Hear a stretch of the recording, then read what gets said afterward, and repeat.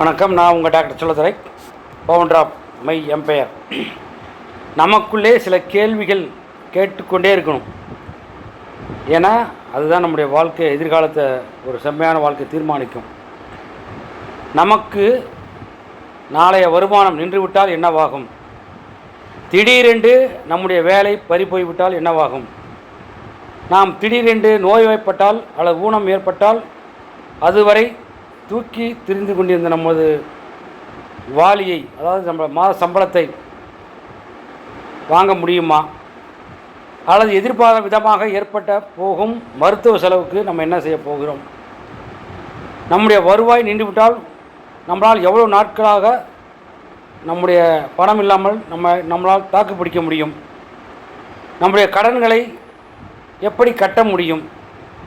நம்முடைய குழந்தைகளின் பள்ளி கட்டணத்தை எப்படி செலுத்த முடியும்? நம்மளது சேமிப்பு எவ்வளவு காலம் தாக்கு பிடிக்கும்?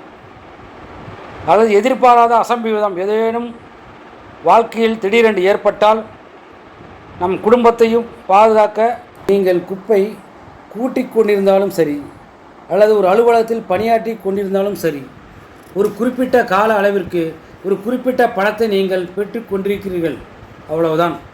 அதில் பாதுகாப்பு எப்படி இருக்கும்? இதற்கு என்ன செய்ய வேண்டும்?